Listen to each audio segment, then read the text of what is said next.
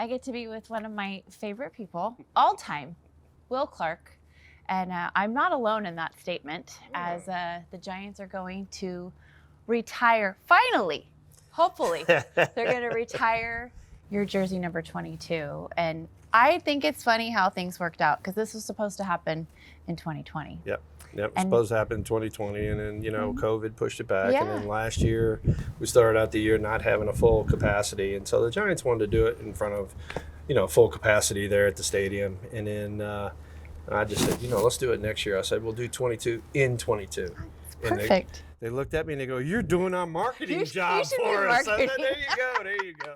You've been around the game long enough. You know how to market this. There you go. So I think it was meant to be this year. And you are going to join this exclusive list of names. So I'm just going to tell you who they are. I know you already know, but Bill Terry, Mel Ott, Carl Hubble, Monty Irvin, Willie Mays, Barry Bonds, Juan Marichal, Orlando Cepeda, Gaylord Perry, Willie McCovey, and then not numbered, Christy Mathewson, John McGraw. What does that list mean to you? It's absolutely incredible. I mean, you just listed like the cream of the crop of the Giants organization from way back when. And just to know that, you're going to be joining them. And then just the way the numbers line up, once they unveil, number 22, it'll be right against number 24, who is the best that's ever played the game. And you're like, oh my God. And so, I kind of told you this last year, this is my Hall of Fame. And, my time in San Francisco is special, but it's even more special now. I want to go back. To young Will in high school, Louisiana, grew up near New Orleans. Yep. Would that kid have believed this day was possible? No, because that kid back in the day was probably just worried about that day. And, you fast forward, a few years, you go to college, you grow up, you're on your own, you're out on the road, playing ball with the team and all that. And then you fast forward a few more years, you're in the minor leagues. And then you fast forward a few more years, you're in the big leagues. And, it all happened really quick, but it was something that I lived for. I loved it. I came to the ballpark every day early, tried to be the first one there to just soak up the information from the veterans and stuff. What is the story behind 22? You weren't 22 in college. No, I was not 22 in college. I was 23 my whole amateur career. And I got drafted. And Mike Murphy, I love him to death, my buddy Murph. He had an old Jack Clark jersey. And so they just used Clark 22 for the press conference and all that. I go to Fresno that year, and then I went to Instruction League. I made the spring training team. And then Roger Craig and Al Rosen gave me the job there in '86. And so Jose Uribe was wearing 23, so I actually went to Jose and I said, hey, would you mind, switching numbers with me? Oh, no, man, that's my number. That's not my number. And so Murph comes up there and he says, I still got 22. I said, well, then I'm 22. I'm 22. What happened to you is one of those dreams that you think about in your backyard playing ball. But what piece of advice that your wisdom today, what would you go back and tell the kid debuting in '86 who hit the home run off? I'd tell the kid back in '86 the same thing the kid was wanting to do, which is, hey, you want to be in this situation. You want to be here. And I carried that with me, not only in my amateur career, but my pro career. Whenever there was the tough situation, whenever it was the big situation in the game, I wanted to be there. Mm-hmm. I wanted the bat. I wanted the glove and falling into the camera pit, chasing the ball and all that. And that first at bat was so special. And to get your major league career started that way was like, it's fairy tale. It's surreal. Yeah, it's surreal, fairy tale. And then, but yet at the same point, you start looking at down the line, first hit in college was a grand slam, first at bat in Fresno was a home run.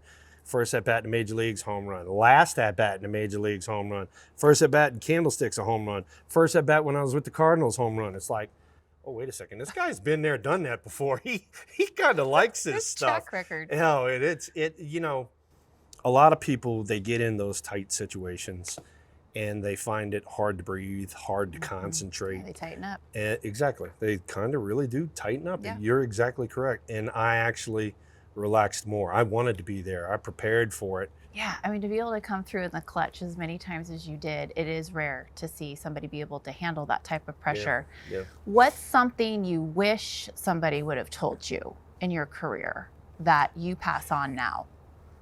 It took me a few years. In Kruko and Brenly and those guys really helped me out with it. But I was early in my career, especially the first 2 years, I was real emotional. I mean, highs and lows, and I'd take hard games really tough and I'd take, good games really high. And once I figured out a way through those guys to sort of channel it and kind of keep an even keel, all of a sudden my game got a lot better. And I wish that I would have been able to figure that part of it out a little quicker. Yeah. Balance is so hard. Well, and then just, it's all coming at you at once. You're a young guy and you're trying to soak it in. And sometimes it got a little overwhelming, The story between you and the Giants is well documented when you left. Yeah. And I think fans at that time thought that there might not be a chance to have a relationship with Will Clark in San Francisco again. And you guys remedied that. Yeah.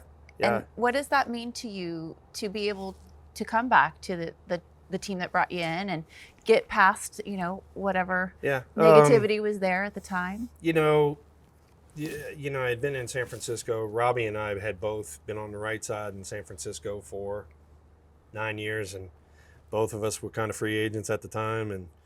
And we had that last game in '93 in Dodger Stadium, and it wasn't going the right way. And we knelt down out there by second base, and I looked at him and I told him, I said, well, one of us is not going to be here. And I said, I pretty much know who it is. And, I just told him, I said, it's been my pleasure, playing on the right side with you for 9 years. And, to be totally honest, the business side of baseball jumped up and bit us. And it's the harsh reality. And then the kind of regime that was in charge really kind of didn't want me to come back. And then once they got out of charge, Bill Newcomb stepped in, and I got a phone call 2 weeks later saying, would you like to come back to the Giants? I said, I've been looking for this call for a long time. I said, I will be on an airplane tomorrow. And the relationship with the Giants got back in gear just like it had never been interrupted. And, to come out here and work with the guys, not only on the major league level, but also on the minor league level. And then also, be a part of the organization, see the fans and go do the suite visits and the appearances and stuff like that. It's just a love relationship that had started in the 80s and 90s, and it continues to today. You said you were waiting for that call. Yes. Why was it important to you to get that call? What did it give you closure with the Giants? Was it just where you wanted to be? Is it where you loved? Yeah, I mean, it had nothing to do with closure. It had everything to do with, it was my first organization. This is where I cut my teeth. This is where I had the most fun. This is where Robbie, myself, Matt, Barry, all of those guys, we turned this whole organization around. You know what I mean? From, the last time they had been to the playoffs was '62, and it was a severe dry spell. And then, the kids jumped in there in '86, and then all of a sudden we're in the playoffs in '87. We're in the World Series in '89. This whole organization changed. It went from being kind of a middle of the road organization there for a little while to being top shelf. And it continues to be top shelf. Barry did a great job, while I was gone and stuff. And then Buster Posey steps in. They win 3 world championships. And, it continues. Look, last year we won 107 games. I mean, so when you put, this jersey on right here, especially myself, a lot of pride. I mean, a lot of pride, because I came here to win. So. But now that you're not a player anymore, I watch you and I just kind of think you're winning at life. Like, you just kind of seem to be enjoying the ride. You know what? I am. I really am. Somebody gave me the sport. I mean, there were quite a few veterans that affected my life and passed the sport down to me. And I'm just trying to do the same thing for these guys. There's quite a bit of experience that I'm passing down. There's quite a bit of failure that I'm passing down and how to deal with that failure.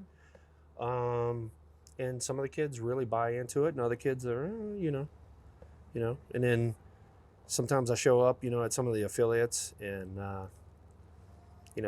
guys just kind of don't get it, and I'll grab a bat and jump in the cage and show them, and they like step back and they go, "Oh Jesus!" And I go, "Yeah, that's what it's supposed to look like right there," and it's kind of fun. I mean, I'm really at this stage of my life, I'm having a lot of fun with the sport, with the organization, with the kids, and then also on the major league side of things.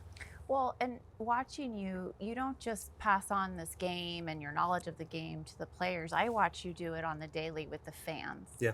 And you continue to be a connection to the game for fans who either grew up watching you or are just starting to become fans, and they meet Will Clark and he's like the greatest guy out there. Yeah.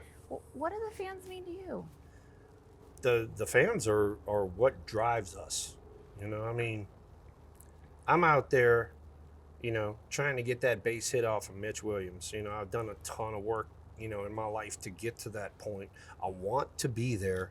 Then when you come through and you're standing on first base and 62,000 people are going absolutely nuts, you like look around and you're like, yes, that's what I'm here for. That's what I'm here for. And for me now to go in the stands or go in the suites and visit with the fans who are now our age, they're season ticket holders, they're the ones that support, instead of being kids back then, they're supporting the Giants now. It's important to me. It really is important to me to give back to the people that supported us for so long, because to be frank and totally honest, I mean, you had to have some freaking nerve to go out and spend some of them days at Candlestick or some of them nights at Candlestick. I can attest to it. I can tell you one thing right now.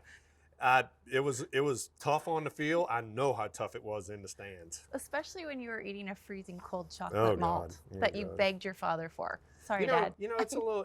I never finished it ever. I'm sorry, Dad, but it's a little sadistic. But I mean, a lot of people say, what do you miss about Candlestick the most? And I said, it's going to sound really weird, but I really enjoyed being up at home plate and seeing 60 hot dog wrappers blowing around and going, all right, one of them's got to be the baseball.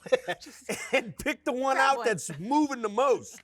And it really was a lot of fun, to be out there. And, for as bad and nasty as it was, we called it home. It was our home. We used it to our advantage. And I bought in on that. I wanted to be there. I wanted to play the game at the stick. And it was, when I had to see it go, it was a rough go of it. It's a little bittersweet, to watch it go. Yeah. Okay, so we know you love to be put in those really Yes. high, intense, clutch situations. Yes. You always come through on the field. So you got a real high, intense situation coming on July 30th when you've got to give a speech to a packed house and keep it together. Yeah, keep it together. Are you prepared for that? I do a ton of public speaking, and I'm pretty proficient at it. But I'm usually telling stories. I'm not like, getting caught up in the moment. So hey, look, I'll ride the wave while I'm out there. I might get a little choked up, but I'm gonna make it through. And just shows my dedication to the fans in San Francisco and the organization. And then when I turn around, and you will hear this on July 30th, when I turn around, I see number 22 up there, you'll know I'm forever a Giant. You're always forever a Giant. Thank So you. deserved. July 30th. July It's 30th. going up. Going up there. 22. We're going to get it done this year, thank God. Thank God. Thank God. I've been waiting. You know, I had to deal with pandemics and everything else, but we'll make it. Looking forward to it. Yeah, I'm looking forward to Be it a a lot. great day. Yep.